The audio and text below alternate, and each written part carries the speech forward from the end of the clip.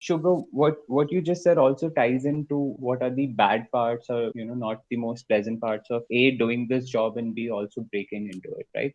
I think I'll cover both of these. So, in terms of breaking into it, I think the fairly biggest disadvantage that all of us have is to be born in a country that has a huge amount of supply of people coming from IITs and IIMs who are vying for the same jobs as you will be. So, that's obviously where it comes from, which is why lawyers, in its most traditional sense, are not considered to be something that is very indispensable from an investment banking perspective when it comes to hiring for the analyst level. Now, the exact same proposition is actually true for more developed markets like US or UK, where lawyers tend to break into investment banking just as easy as an arts major or a finance grad would. But as a concept that in India is a very unknown or not so understood concept, people don't think that lawyers can leverage their risk management skills or even generally their research skills as such. So obviously the biggest problem is to convince somebody that despite you being a lawyer, you are as good of an analyst or you will make as good of an analyst as somebody else would. And to put things in perspective, some of the things which I pointed out, which will help you in your preparation, is basically convincing somebody that it's right to place that bet on you, that you are that low risk hire that he or she should basically go after and they should basically hire. So that is one aspect of it. The other aspect of breaking into it and why it is so difficult or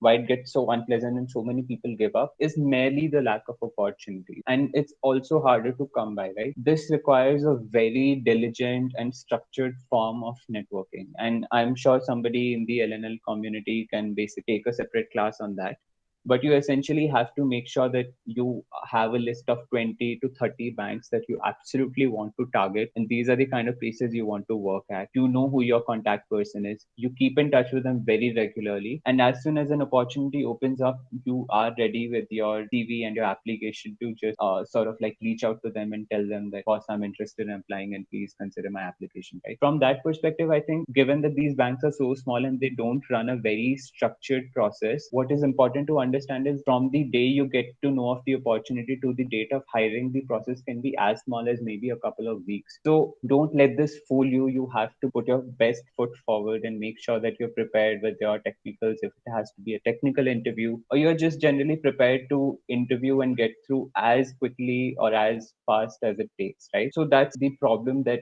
a person faces in terms of applying.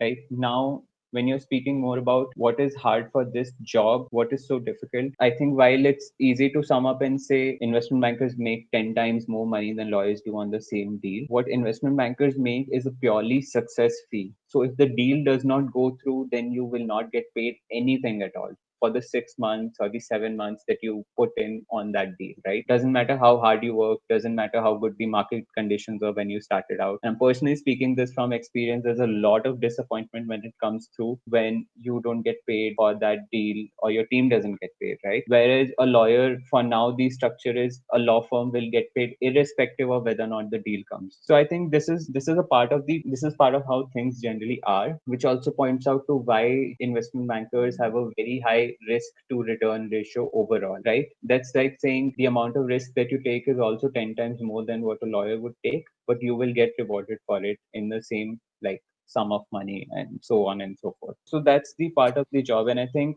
what is also important to understand is early on there's a lot of like frustration, or maybe people just tend to think that the moment you enter in, you'll be working on financial models and meeting CEOs and MDs of top funds and advising them on what to buy and what to sell. But it's a very like slow and painful process, and as it comes with every job, I'm sure everybody understands that it takes a lot of time for you to rise through the ranks and start to get an understanding of what the industry is like, where exactly you are on the value chain, and for you to build the kind of knowledge to appreciate what you're doing in the process. So I think more on terms of breaking through, because we come from a very different set of academic background, and less in terms of what kind of challenges you face day to day while you're on the job. I think at this point, although I can blabber more on the challenges for the job, it is more important for this group is to focus on the first set of challenges, because you can learn the ropes of your job as you go on. But what is more important is you get the chance to get through. And bear in mind one thing. I think this is one advice that I learned very late in the time that I was applying.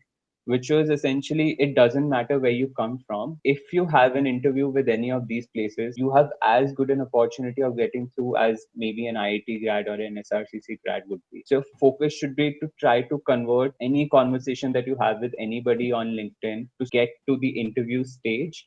And from there on, it's purely merit or how well you fit into their team culture and their requirements that you're going to get hired.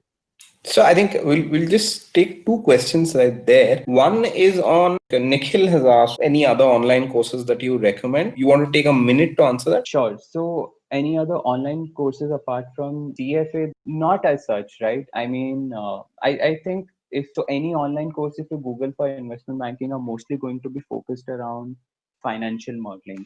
And like I pointed out, that's something that you shouldn't be focused on when you're trying to break through. If at all you want to do any course online, even if it's on valuations or corporate finance generally, I think that's good to go ahead. I personally recommend Ashwath Damodaran's videos on YouTube. They're free for everybody to use and they're very comprehensive, and that's what is being taught in the Columbia Business School class as we speak. So I think if you're really inclined and interested and you want to sort of gain an understanding, I think that's a good place to be. But again, the caveat is those videos and those courses always assume that you have a basic understanding of what corporate finance is, which is why I was harping so much on the need for a CFA, because where it starts is it just assumes that you don't know anything about it. And I think that's frankly true for most people when they start out, right? So it's important to understand you should do your basic first before you jump onto something more complicated. So I hope I answered your question in saying that while there's so many online resources that you could refer to, but your focus should be on covering things that are more basic than more advanced. Right. I mean, just to add two lines to that, I think the reason Pranav is harping on that again and again is because I think it makes sense for a BCom grad to go straight away and do a financial modeling course, which is more of an Excel course, by the way, more on the lines of how do you design models to test situations and what are base cases and have bull cases, bear cases, so on and so forth. None of that is going to happen if you don't understand the difference between a P&L and a balance sheet. Please focus on understanding the difference between a P&L and a balance sheet. I think that is where it starts. Once you have got that bit, I think then it sort of makes sense to move away. I think, Pranav, we'll take one more minute to answer a question on networking, and then we'll move to a day in your life and, like, what does it look like? Sure. On networking, I think I can share my experience, which is not the most ideal or efficient way of going about it, but I think that does like work. I think your primary sources of networking is obviously LinkedIn. And after that, it's just like reaching out to people you know. I mean, even though you don't think they will know anybody, it's just word of mouth, right? So, for example, when I interned at Deutsche, some of the people that I just maintained relationships with, they introduced me to some people absolute almost a year later who currently work at Spark, and that's how I got my job. So it's just trying to find the right people and being in touch with them, right? So if you reach out to somebody on LinkedIn, and even if they tell you that they are not looking out for any analysts or any roles for that matter at the moment, you can obviously ask them for a recommendation. You can obviously ask them if they know anybody else in a different investment bank, then they might be willing to help you out, right? Because people from SRCC or people from IITs, they actually have a lot of colleagues who are working in different investment banks, and those are some of the things that obviously help you. And then there's the more traditional way of networking, which I don't really think people use in India, but if that's also a quite effective way, which is just to write emails, right? You have to find email IDs of people who work at these investment banks or different places, and sort of reach out to them and explain why you bring a very different perspective, what have you done, and why you are interested in breaking through. I was speaking to somebody yesterday, and they highlighted that they had done a lot of research, although that person is from SRCC, and so they reached out to a lot of people on email highlighting what their research was about.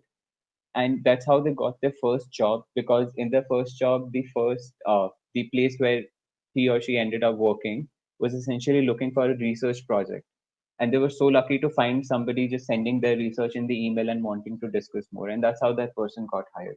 So I'm just saying, keep knocking different doors, because you never know what your next opportunity is or where your next opportunity is going to be.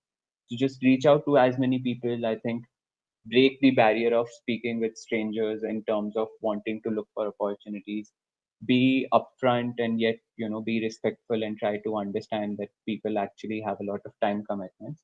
So you just reach out to them, try to understand. I think one way or the other you will sort of start to get an understanding of the market. For example, if anybody's reaching out now, they would obviously understand that the market is extremely lean and banks are not hiring, right? So I think once you get that sense of a market, you will try to appreciate this more and be more aware of when and where openings are going to be. So that's how I went about it. Cool. I think this was really, really helpful. I think we more or less summed up most of what an investment banker does and what investment banking is about. But thanks a lot, Pranav. Thanks a lot for doing this. If you enjoyed that podcast, please like, share, and subscribe and help spread the word. Thank you and look forward to seeing you next week.